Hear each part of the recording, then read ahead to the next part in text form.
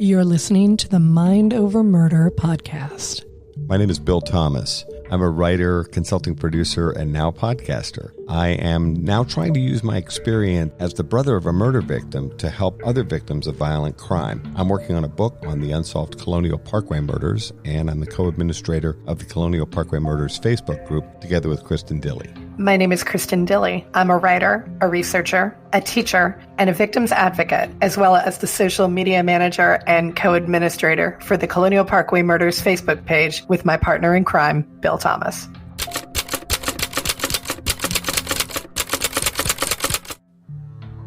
Welcome to Mind Over Murder. I'm Kristin Dilley. And I'm Bill Thomas. This week, we start a two-part series with forensic genealogist Colleen Fitzpatrick, who talks to us about the Canal Killer case. But first, she explains a little bit about who she is. We have very much enjoyed learning about the growing field of forensic genealogy. So this was an excellent opportunity to really get kind of down and dirty on the subject. So we are very much enjoying our time with Colleen Fitzpatrick. And we hope that you enjoyed this conversation as much as we did. In episode 1, Colleen explains about her background and how she came to develop the field of forensic genealogy. In episode 2, she gets into more detail about how she helped break the Canal Killer case in Phoenix. And that is some really, really fascinating stuff. I know I learned a lot. How about you, Bill? I did too. It really is very interesting, and she's a wonderful guest, and I think you'll really enjoy this. So without further ado, here is part 1 of our conversation with Colleen Fitzpatrick about forensic genealogy. Thanks for listening.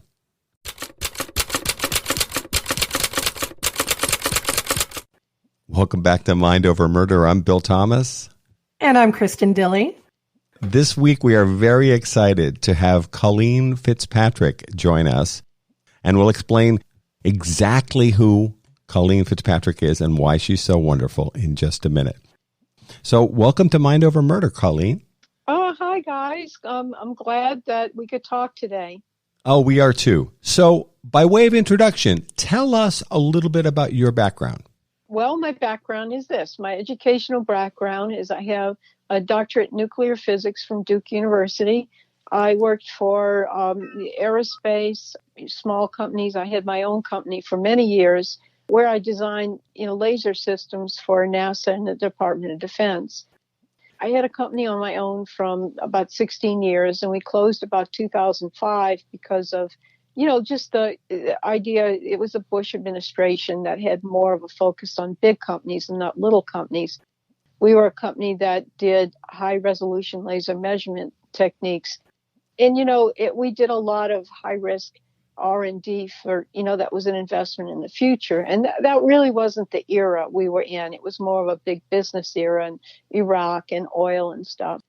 We got chewed up along with a lot of other small companies.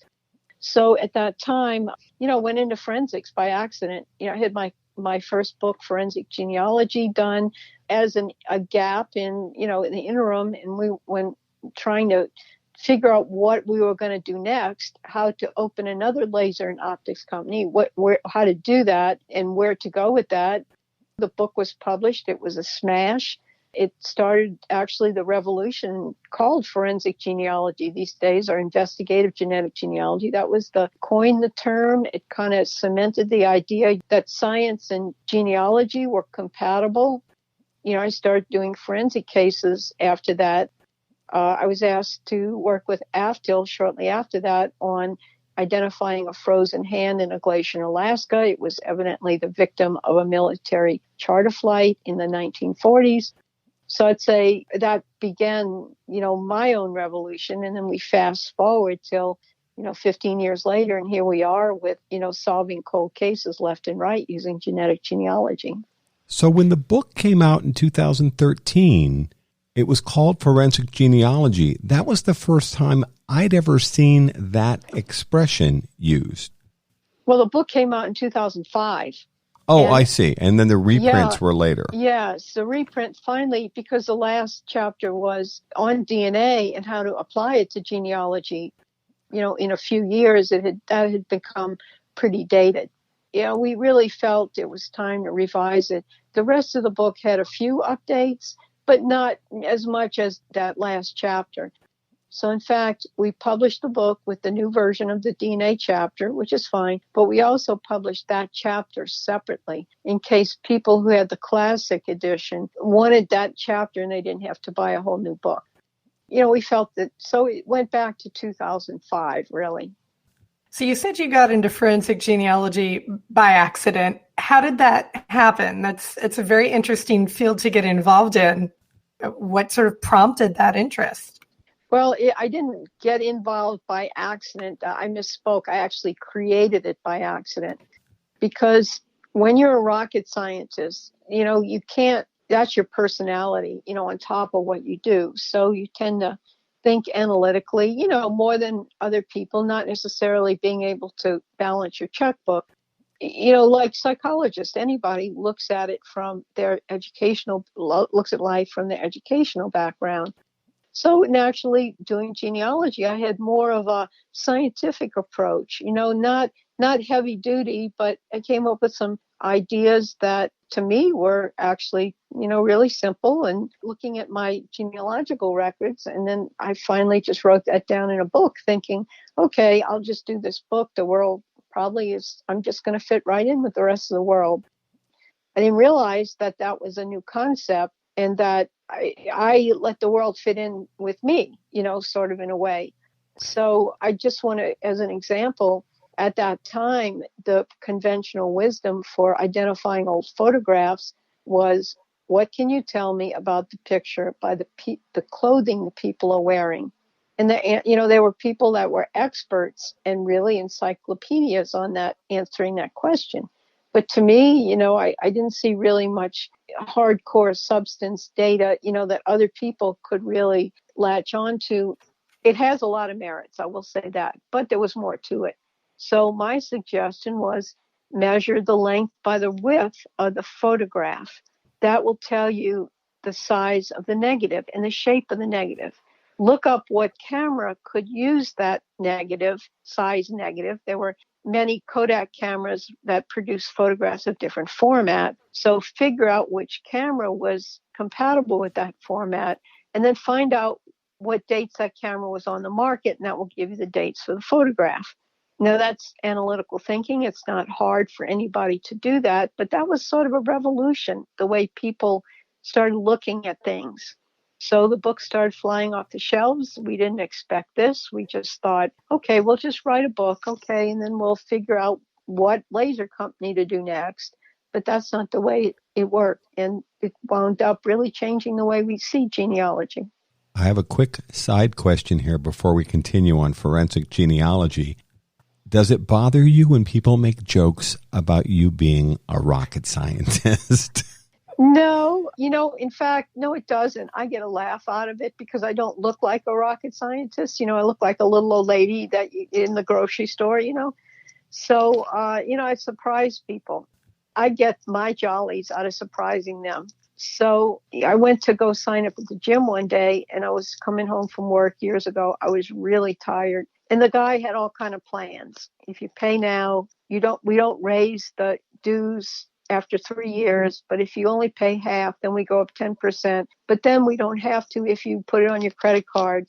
It was a little bit complicated because I was tired. And I asked him to repeat it 3 times. And after a while, he said, listen, lady, it doesn't take a rocket scientist to figure this out.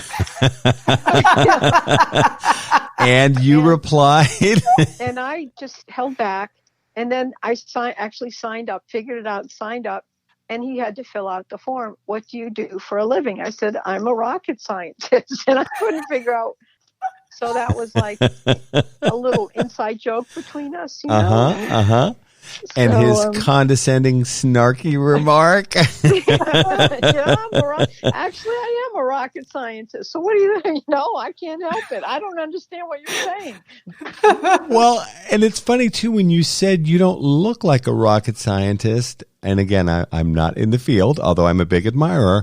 I was thinking, I'm not actually sure what a rocket scientist is supposed to look like. I know. I remember some pictures of Werner von Braun from textbooks, but, I guess the rest of the folks would look like standard issue NASA types with white shirts and would think so. And, a rumpled black tie in Mission Control or whatever. Right. Yes, you would think that. And we look normal. None of us are normal, but I'd say we look normal. But I don't like to go to parties where a lot of people don't know me, because the subject is going to come up. What do you do for a living? I've tried lying and it doesn't work. The next thing that happens is we're going to play charades, right? Or Scrabble, and I'm going to blow them out of the water. One time we played Scrabble. I was playing Scrabble with this new group at church. They didn't know me very well, the girls against the boys. And every time we got up, I guessed the puzzle. And so one gal, we had a puzzle. The final puzzle was the girl got up and looked like she was looking in a file cabinet. Mm-hmm. And the subject was movies. And I said, the Odessa file. It took me a microsecond. And it was right. And the whole room turned around and looked at me. That's a pretty obscure answer, though. And, at the time it was. And I mean, that was a movie not to. And the whole room looked at me. And one girl who knew me blurted out, "Oh, my God, no wonder she's got a PhD in nuclear physics from Duke." And I was like a rabbit in the headlight, like I had a banana growing out of my nose. People were staring at me like, "What's wrong?" Well, if we're ever putting together Team Scrabble, Kristin and I want you on our team. Yes, for sure. Right, Scrabble. And the worst part is playing Scrabble with another rocket scientist. Oh, man. Because you wind up, after all night, you each won half the games, and you have to then endure the next hour of excuses why you didn't win the other half. You also, I think words and terms that the rest of us don't even know. I wouldn't. Well, we have, not that we don't know, we access them. Or maybe we do. And if you really want to waste a whole evening, I have a friend, I won't tell you his name, ask him what his IQ is. And he will go all evening telling you about the test he took and how. Oh, no, really? The plus and minus, this one varies, but he took a different one and it shows slightly different. But the statistics for that one behind it, I laugh at that. So that's his, it's okay. He's a good sport. We all laugh with him and not at him. Well, let me follow up Kristin's very good question from a second ago. What were the original family things you were exploring or whatever? What got you into genealogy initially? I get asked that, and I want to say I never got into genealogy. I never got into forensic genealogy. I created it. I never became a genealogist. I was born that way because I was in New Orleans, very interesting city, one of the most interesting cities in the United States. Arguably so. Mm-hmm. And great food and music and everything else. Music, history. Sure. It was a Union town in the middle of a Confederate state. It has that long history of France and Spain and the Caribbean and the food and the way we cook, not the quality of what we cook, what we eat, the way the Catholics think. The cemeteries we have. Oh, sure. The large families, the richness of that history. And I knew all four of my grandparents until I was an adult. And I didn't even know, how wonderful, what a unique gift that was until I got much older. And I, met people and we discussed it, and they didn't know any of their grandparents. And I knew all of them till I was an adult. My last one died. I was 39 years old. So I had, growing up in this huge, I knew their aunts and uncles. I knew their brothers and sisters in some cases. And they could talk to me about people that died 100 years or more before because they had the stories from their own parents. So I grew up around living history. I couldn't get interested in it because it was there. I couldn't get interested in it any more than I could get interested in having brown hair or being female or loving math or I couldn't get interested in something that I am already. Wow. So it was part of you. It was part of your DNA. Absolutely. It was part of whatever goes into making a person. You think about who you are, growing up in New England. when did you get interested in growing up in New England? Oh, never, never. It's just part of your upbringing, your nature. Yeah, and you never question when you're young. You never question that anything's different. You never question there are people out there that didn't have this big family. You never question that every place on earth. You think every place on earth is like New Orleans with the history and the Mardi Gras and the traditions and what we eat, the cemeteries, where we go, how we think, the church, the role of the church in the whole story here. You never think that the world's different. You never realize that as a child. That is what it is. That is it. That is you, and that is it. But then you grow up and you realize what a gift that was. And that I grew up around living history. And that's where we are today. Interesting. So what were some of the first cases that you worked on that you felt you could reliably apply this forensic genealogy concepts to? Talk a little bit about that. I know you mentioned the hand and the glacier. Can you give us a little bit more information about that? Well, I can, but let me say that before I did that one kind of oiled me for a few things, because actually the book came out. We had a website in 2005. Look, we were total klutzes. This was my partner, Andy, and I. We're rocket scientists. We know nothing about marketing. We just wrote a book, right? But we put up a website, and someone came to my website and said, "Can you help me find somebody?" And I said, "What? Can you help me find? You're a forensic genealogist." And I went, "Oh, okay. So that's what that is." Uh-huh. All right. Well, you had presented as such. Yeah. Well, I didn't realize it meant finding people. I just thought it meant identifying old photographs. All right. So okay. He said, here's the name. Here are names of a couple from Taiwan. I would like to find them. They live in some obscure village. He gave me the village, Unga Bunga Chunga village in Taiwan. And I can tell you a little bit more what I subsequently found out. He had something to do with houses that would be in escrow because the guys didn't pay the taxes. So they go in escrow with the state, and there was 2 years to find the owner. And if he could find the owner, he could make some business deal with them to recover the house. And then he'd make some money and they'd get the house back, something like that. But I didn't know that. I just knew that I was a little bit uncomfortable. I didn't know why he wanted these people. He said, they own property here, something very vague, and I'd like to find them. And I, asked, God, in Taiwan, it's huge. It's like a beehive. So I went to a friend of mine who was from China, lived in Taiwan, had lived here now. And I said, can you help me? You know all kinds of people out there. She ran a trading company. And she said, no, won't help. Mafia. These people, mafia, want to kill these people. Meaning she thought the people you were working with were mobbed up. Yeah. She thought the man who, Edward was his name, who contacted me, was after these people for some bad reason. He was mafia and he was going to kill them. I didn't really think so, but I kind of parlayed that a little bit with him to kind of probe him. And I had just an instinct that it was more than that. So what happened, I said, okay. I don't know. I stalled because I was trying to get some help, which wasn't forthcoming. So finally he said, how much would you charge for this? And I'm like, okay, I don't know. So on the advice of Andy, we were working this out. So I sat down at the computer. This is 2005. And I typed one of those names. It was a Chinese name written in English. I typed it into Google, and there she was. She was a professor at a university in Taipei. So the guy Edward had finally somehow said, I sent somebody over to their house in Taiwan. I thought they were dead, but people at the house told me they moved to Taipei. Okay, so I had a little more information. I typed this lady's name into Google. There she was. She was a professor at a university in Taipei. You really couldn't miss her. Well, he hadn't done this himself? No, this was 2005. So early stage. Yeah, so there were still people that weren't kind of into that yet. And I was like, what in the world? How, So I said to him on Andy's advice is, working in Taiwan is really, really tough.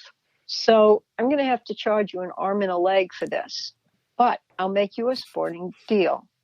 If I want the arm up front, but you give me 4 days. If I can't find him in 4 days, I'll give you the arm back. But if I do find him, I want the leg to go with it. and he took it. He took the bait. So and you had already found the person they were looking for. Right. I emailed the woman. I said, "Are you so-and-so who used to live in the States, or did you?" And yeah, that's me. I mean, you couldn't miss the name. And so he took the bait, and the hard part was waiting the 3.5 days. Your work was already done.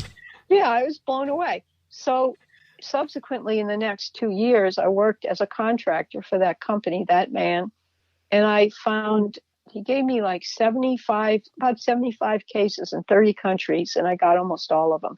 I probably failed on one. I actually had the guy, but I misthought. I made a wrong, I actually had him, but I didn't quite make the deadline. I just screwed up on the email address, something stupid. But I really did them all in 30 countries. So I was like, oh my God, this is fun. And while this was going on, Andy and I wound up in Guatemala. Long story, very interesting for another time.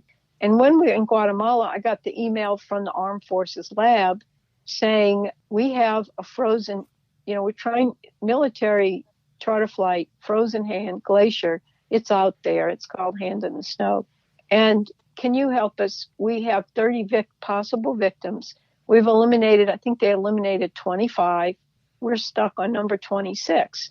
It was a cook named Ole Jacobson. He was a 19-year-old cook. The whole crew had taken leave in Shanghai. They had been on the boat for a year. They were merchant mariners that had delivered oil around the world. When they got to Shanghai, they were going on leave.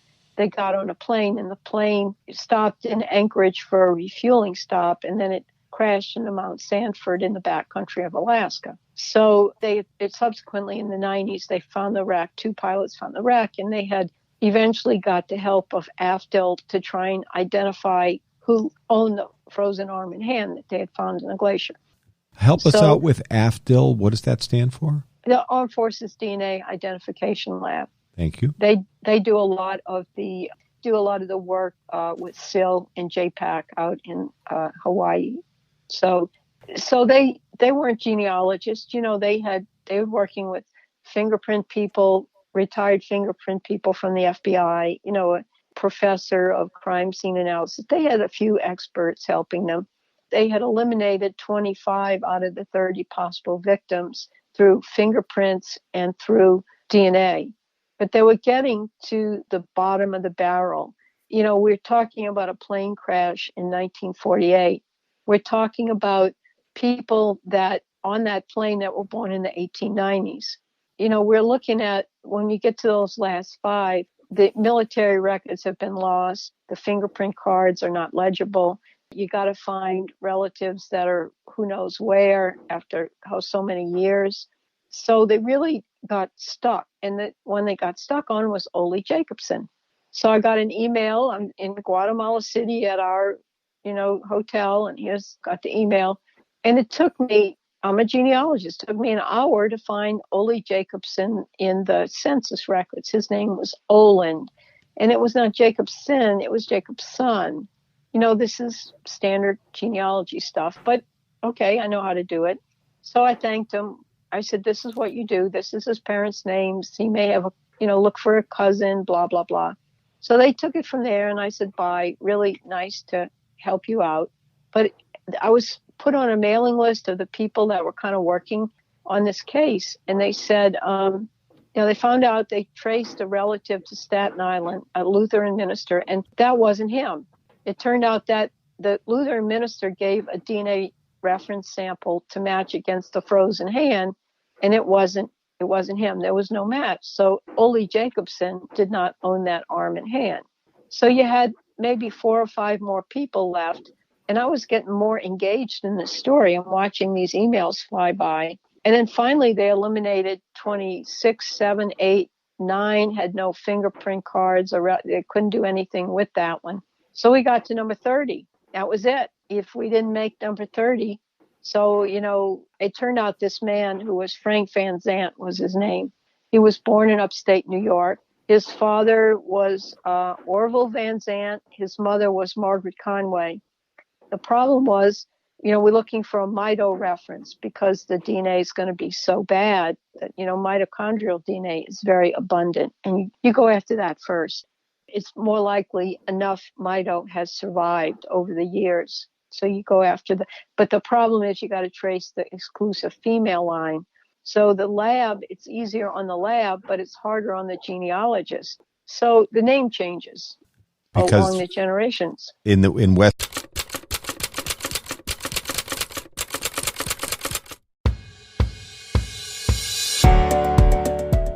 One of the most frequent questions we're asked here at Mind Over Murder is, how can I help? Thanks to Othram, a leading forensic DNA testing lab for law enforcement, you can get involved and help solve real cases. If you have tested at a consumer genetics company, you can contribute your data to DNAsolves.com. The process is easy and confidential. Just 2 simple steps. Your DNA might be the missing piece that helps solve the identity of an unknown person. Then Mind Over Murder will highlight cases Othram is working on to seek your crowdfunding support for DNA testing to help solve these cold cases. Upload your DNA profile to DNAsolves.com. It's easy, free, and confidential. Then join Mind Over Murder as we help families find answers with Othram and DNAsolves.com. Do you like our show, Mind Over Murder, and want to create your own podcast? Well then, let us tell you about Anchor. First of all, it's free. And who doesn't love free, right? I like free. There's creation tools that allow you to record and edit your podcast right from your phone or computer. You can even add any song from Spotify directly to your episodes. The possibilities are endless for what you can create, whether it's music analysis, your own radio show, or something the world's never heard before. Anchor will then distribute your podcast for you so it can be heard on Spotify, Apple Podcast, and many more platforms. And you can even make money from your podcast with no minimum listenership. I like the sound of that. It's everything you need to make a podcast all in one place, right here, Anchor. Download the free Anchor app or go to anchor.fm to get started on your own podcast. You can tell them Kristin and Bill from Mind Over Murder sent you.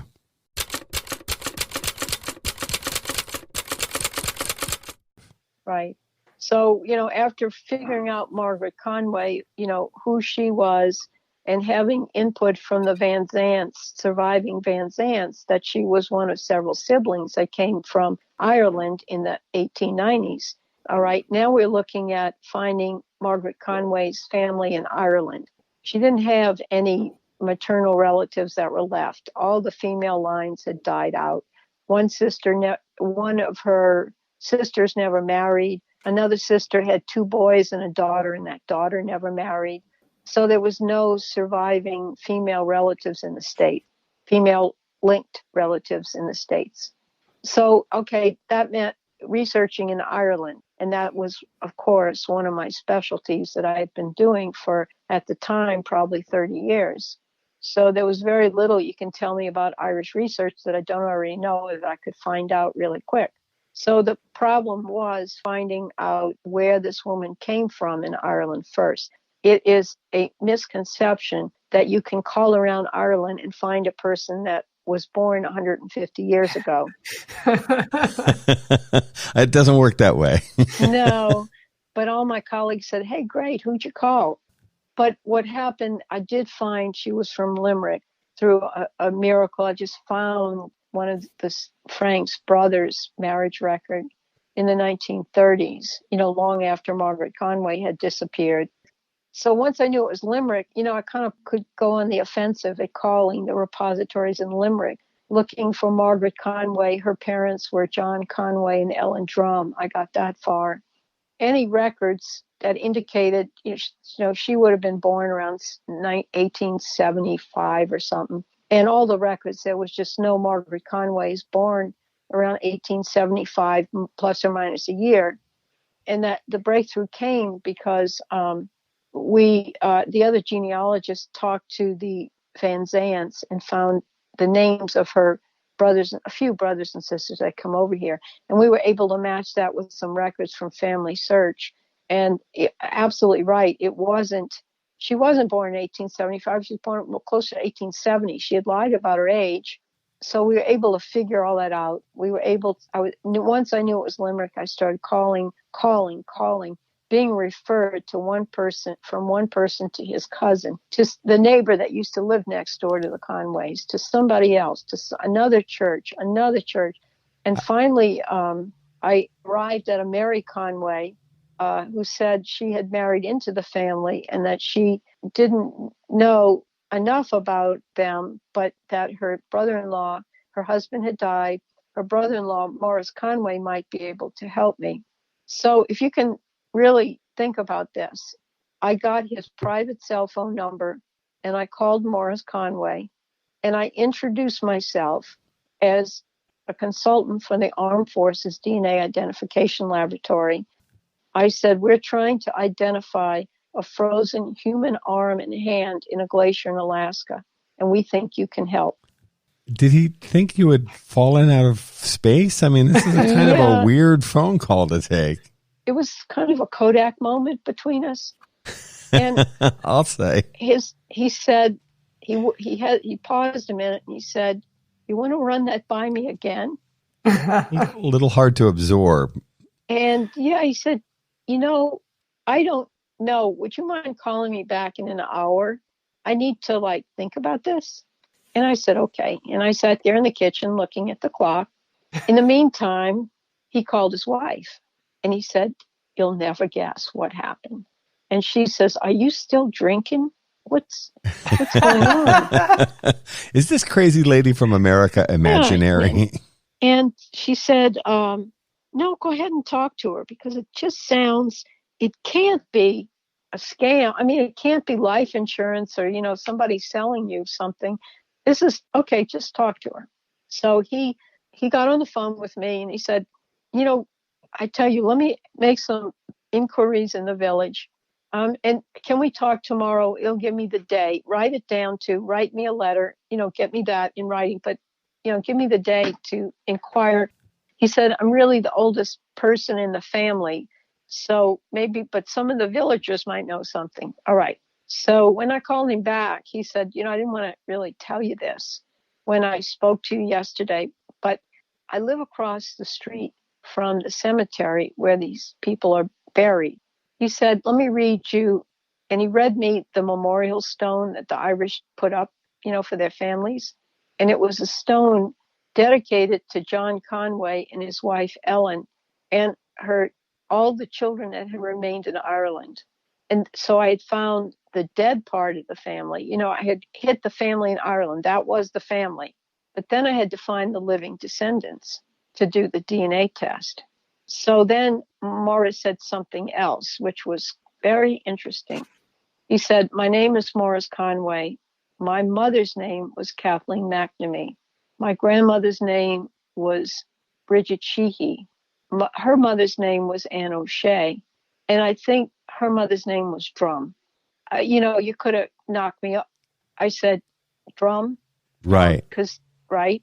And I said, are you sure? Do you know that for a fact? Do you know that by intuition? He said, I know it by intuition. So, we went forward with that. We sent him a DNA kit because you understand that's the female line right there.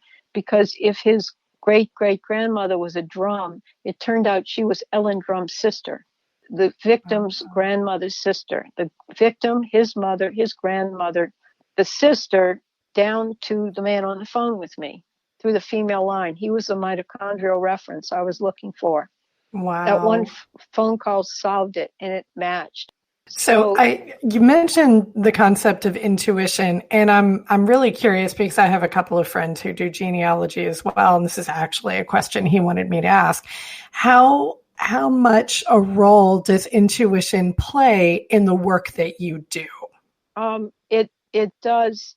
It's 100% important and gift because you're dealing with people. You're dealing with the stories they tell. You're dealing with, you have to call somebody on the other side of the world sometimes that doesn't know who you are.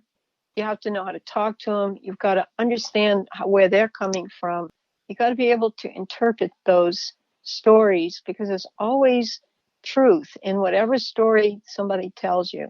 Even if they're lying, there's going to be some truth in that story.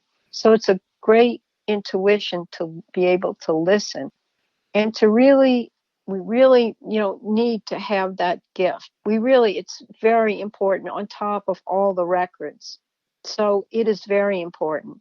So that's kind of the human instinctual side of what you do. Yes, absolutely. In other words, there's all the science and all that kind of stuff, but there's also this intuition question that Kristin's friend had wanted to ask. Yeah. It's kind of the X factor of the whole entire thing is the intuition. Yes. It's very important. And I think that's why I do really well is I listen. I try to listen. A lot of people would debate that statement, but, I think that's one of the biggest gifts a genealogist can have is to listen and think about what they're hearing. What, you mean they're going to accuse you of not listening? No, it's not accusing of not listening. It's like, where do the mistakes come from? It's just where do the mistakes come from? And it's how can you get off track? Something you mentioned a few minutes ago, which made me smile, was was Margaret Conway, I think it was, lying about her age. Do we know why she lied? I think I know. Well, because that women lie about their age. That's not a modern phenomenon. Well, it's funny. My grandmother, Anna Kelly, who's long since passed, but she lied about her age. She shaved off 2 years, which we thought was kind of silly. And yet my parents, in explaining it to us, she was 2 years older than Fred Thomas, my grandfather, who's also gone now. And she was self-conscious about it. And so she shaved 2 years off of her birth records. So, but just my out of self-consciousness or? Yeah. But, years later, I remember my sister Kathy making a birthday card for my grandmother, and she wrote a poem, and she talked about in 1492 Columbus sailed the ocean blue, and in 1892 along came you. And of course, it was well-intentioned, and, it was my sister sending a card to my grandmother, but my grandmother was pissed because that was her real birth year. Oh, no. Not the plus 2 year thing that she was claiming for all of those years. And I think on some level, my mom and dad, both very Irish, were kind of poking fun at my dad's mom's sort of silly decision to shave 2 years off her birth year.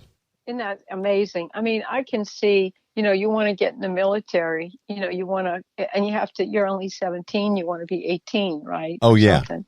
It's just vanity, so I don't think that's a modern, obviously your grandma did it. I bet you, what was it? Cleopatra was really a lot older than she let on. Maybe Cleopatra was 5 years older, but she's not going to tell you that. She's not going to tell all her boyfriends. Yeah.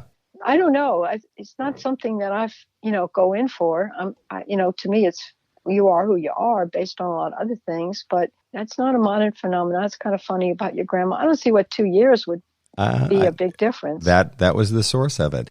By the way, on your Identifinders website, which is one of the companies that you run, there's a really cool write-up on the hand in the snow case and the crash of Northwest Flight 4422 with pictures and that kind of thing. It's a pretty amazing story. Yeah, it is. We're changing the website too. So, it's on Wikipedia. It's out there. I try and fill in the gaps as I can. That was my first forensic case. So since we are on the subject, can you talk to us a little bit about Identifinders and how you started it and basically what it is? Identifinders is, I started and we worked together under Andrew Yeiser and Associates starting in 2005 because of the book. But in about 11 or 12, we kind of got involved in military identifications, and they required something separate from just the Andy's consulting company. So that was the official beginning of Identifinders. So we did originally some military stuff. I've done adoption searches. I've done historical cases. I've done frauds. I've done fraud cases, Holocaust work, Holocaust identifications, and, now cold cases with the police. I've actually been working cold cases since 2011. With the Sarah Yarborough case was the first time a forensic case in a department or a law enforcement agency really started running with genetic genealogy to try and solve the case. So there's a fair amount of jockeying for position these days among the limited number of very talented people that work in the forensic genealogy field. Yes. I'm not looking to settle that here, and I don't think Kristin is either, but It is something that we're very interested in. What is the first case that you worked on in the law enforcement solving a cold case category? Well, that's the Phoenix Canal murders was the first case solved using genetic genealogy. Okay. Wow. So, I forgot how many I had done starting with 2011 in Sarah Yarborough. I forgot, I don't know, I could look it up, but I had a couple of dozen or a few dozen. It was very slow at first because this was news, and I had received such bad air from the genealogy community that I didn't want to go out on my website, advertise, because, it was so brutal in some cases. And so, uninformed, let's put it that way, that the nonsense, I didn't want to spend all day dealing with nonsense. So I really, did my work. I did it very quietly, very well. And so I wound up in Phoenix in 2015, I think late 14 maybe, and winding up calling the Phoenix Police Department ahead of time saying, I'll be in town for a conference. Can I come over and talk to you about what I can do with Y-DNA, comparing the Y-DNA on a cold case to, what you may have on a cold case to the forensic genealogy databases. So according to the media reports, in October 2014, you were attending a conference in Phoenix, and you reached out to the Phoenix PD and said, can I come in and meet with you all and talk to you about the potential of using Y-DNA to solve cold cases? Uh-huh. And were they skeptical, or did they say, sure, come on down?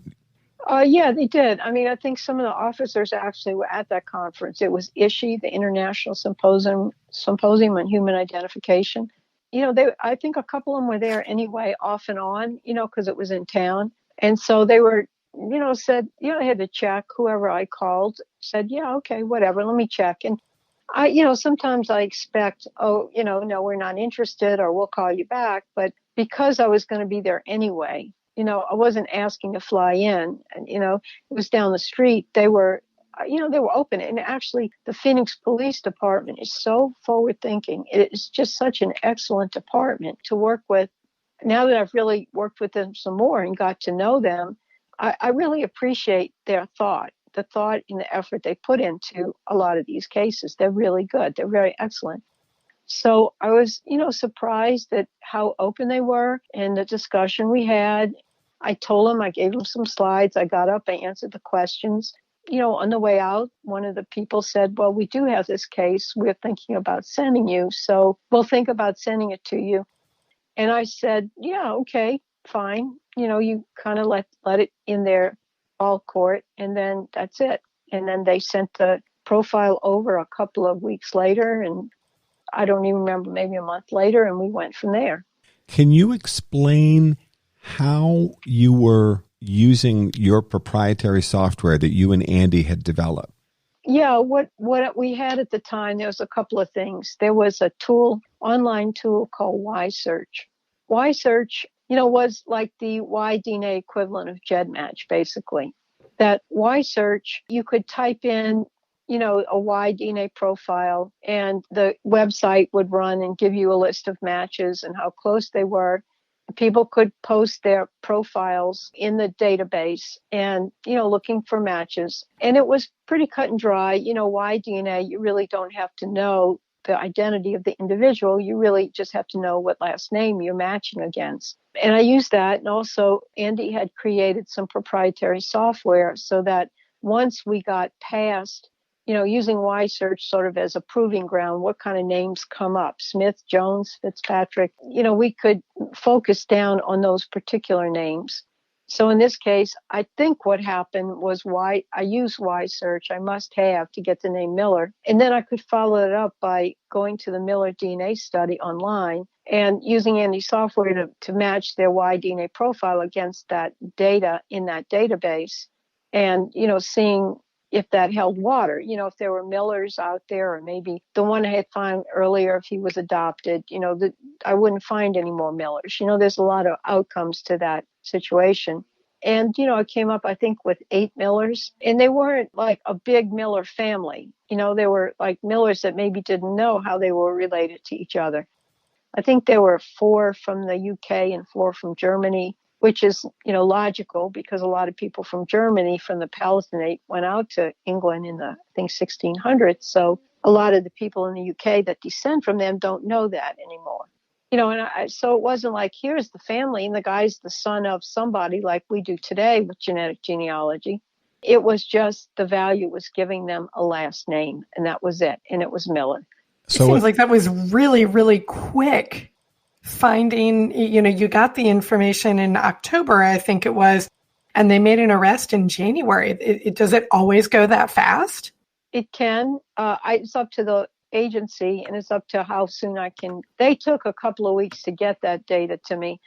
So when I gave them the name Miller, they probably took a couple of weeks to check the guy out, to see if they could get a DNA sample from him. If maybe there were other Millers on their list. My understanding was that their list of suspects was 2,000, and that there was only 5 Millers. And so, of course, they had been going through the list again, kind of, triaging and getting the people that say were more likely suspects than others based on whatever investigative work they were doing. And when I gave the name Miller, that made them focus on that particular name. And of the 5 Millers, there was really only one that jumped out at you as being somebody worth looking at more than the other 4. Obviously, the police in Phoenix have got to be thrilled when you come back a couple of weeks later, having done your research, and you say to them, I'm paraphrasing here, but this is based on newspaper accounts and other things we've read. You come back and you say, I think you should be looking for a suspect with the last name of Miller. That narrows the suspect pool from 2,000 people to 5 people, more or less in an instant. Then they start looking at, we've got one guy of the 5. I'm sure they took a look at all 5 of them, and this guy was probably on the short list. Well, he would have been had they got as far. I think they were doing triage in alphabetical order, and I think they had gotten to the J's. It was a slow process because this is not what you do every day. You have to handle violent crime. You've got to handle drugs. You've got to handle bureaucracy. There's lots to do. And it was a slow process. They were working their way through the alphabet. M was still a ways away, but it focused them on M's, Millers. You had proven through repeated cases that this technology worked. Here's a situation where, they've got to feel like, wow, this Colleen Fitzpatrick, she's a magician. She goes away with this information and comes back and says, you can stop looking at 2,000 people, start looking at people with the last name of Miller. And, we've just saved a tremendous amount of time. Yeah, right. I understand that, you got to see in context. Genetic genealogy was not what it is today in terms of forensic work. So you got to understand that these people are presented a name out of the blue. And many detectives have told me that, they didn't get the connection with DNA and name. How can you produce a name from DNA? How did that work? I can see you can tell me the guy's African American. Maybe that I can get that out of DNA. But how are you going to get his name out of DNA? So this was like a Hail Mary play. And I was told by some very prominent cold case groups that had addressed this case that really it had gone dead to them, even the brilliant minds out there. There was nothing else to do. Unless some new development came or something, the case was basically dead in the water. So you take a Hail Mary play, which is to their credit, name from DNA, whatever. Okay, we've used psychics before. Sure. And You connect, you give them one word, Miller, that one word. It's so small. It's huge, but it's so small. One word solved it. But credit to you and to them for being willing to try this new technique. And this is, I know this is 5 years ago now, but that seems like the world has changed from an investigative perspective. And certainly it's 2 years ago about this time that the Golden State Killer case broke. But this is 3 years prior. You're breaking something that's so incredibly innovative. You have to give Phoenix PD some credit for being willing to try the Hail Mary pass. Oh, I give them magnificent credit. Oh my God, it works. Right at the buzzer. Yeah, and I picture some cop falling out of his chair after working the case for decades. I understand that, they got a call. The guys were in some staff meeting. You know how those are. Uh-huh. And it was late in the day, whatever. And they got a call from the DNA people saying, can we come over to see you? And they went, yeah, whatever. And they're all laughing. They probably want a raise, right? Yeah. And then one guy says, oh, I bet you they're going to tell you that they solved the Phoenix Canal murders, right? They have a guy. Yeah, right. Just joking, kind of bored. And then the DNA people came over and says, guess what? There's a match.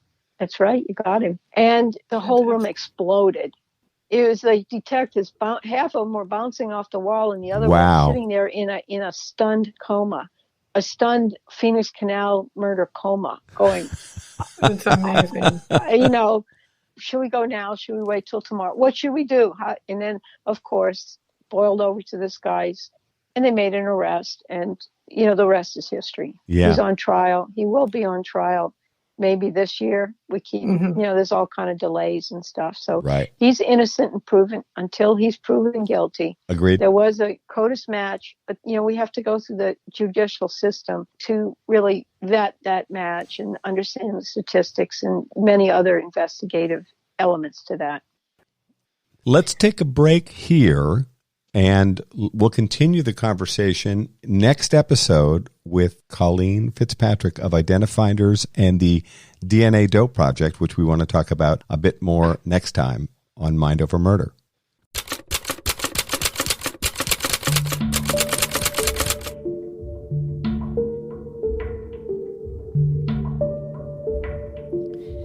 Mind Over Murder is a production of Absolute Zero and Another Dog Productions. Our executive producers are Bill Thomas and Kristin Dilley. Our logo art is by Pamela Arnois. Our theme music is by Kevin MacLeod. Mind Over Murder is distributed in partnership with Crawl Space Media. You can follow us on Facebook, Twitter, or Instagram. You can also follow our page on the Colonial Parkway Murders on Facebook. And finally, you can follow Bill Thomas on Twitter at BillThomas56. Thank you for listening to Mind Over Murder.